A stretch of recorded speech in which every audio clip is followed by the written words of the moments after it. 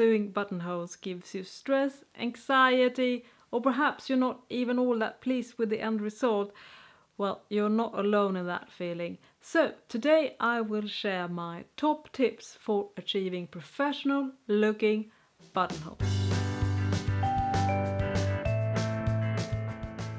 Let's start with interfacing, which is so crucial for successful buttonholes and plackets. If you're doing buttonholes on a shirt, I recommend using a lightweight, good quality, fusible interfacing. And if the garment you are making is sheer, or if you want a more high-end finishing, then use an organza fabric, and these are available in both silk and cotton.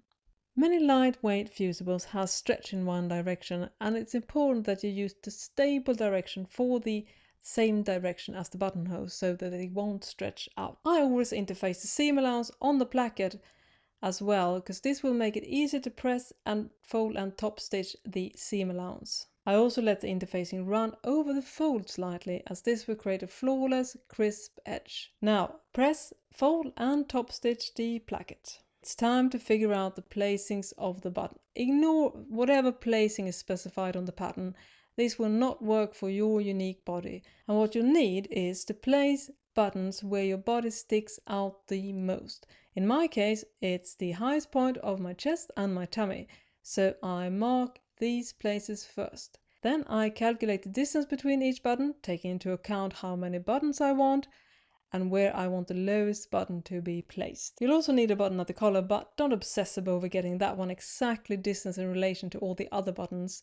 Also, don't obsess about getting every millimeter exactly right, because no one will notice, not even you. When you're setting up the machine, just follow the instructions for your particular sewing machine.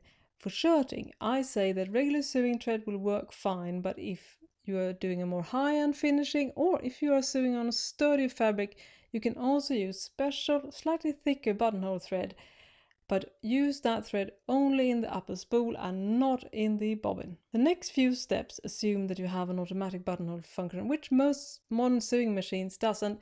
Even my old Bernina from 1989 does have this function. Now you need to do your sample. Using an interface fabric scrap of your garment fabric and mark the buttonholes with a Sharpie. Add around 3 mm extra for the buttonholes, but depending on how thick or thin the button is, you might have to add more or less. And if your machine has a slot in the presser foot for the button, well, this process will be even easier. Sew the buttonhole sample and then test it out. Once you settle on the proper sizing, the sewing machine will sew every buttonhole exactly the same size if you're using the automatic buttonhole function. Now, mark the start of each buttonhole with an awl or another sharp object. And this point is where the sewing machine or needle will hit on the first stitch. It's so simple, right? You don't need to do any other marking. Start sewing your buttonholes. When using the automatic function, please resist the temptation to pull or feed the fabric and the presser foot, because this would just mess up the buttonholes. All you need to do is gently make sure that the stitch is straight and never ever pull or tug. Finally, it's time to open the buttonholes. If you're using a seam ripper, make sure that it's sharp and only open it up until the middle, then you switch direction. For safety, you can place a needle at the ends to make sure that you won't cut through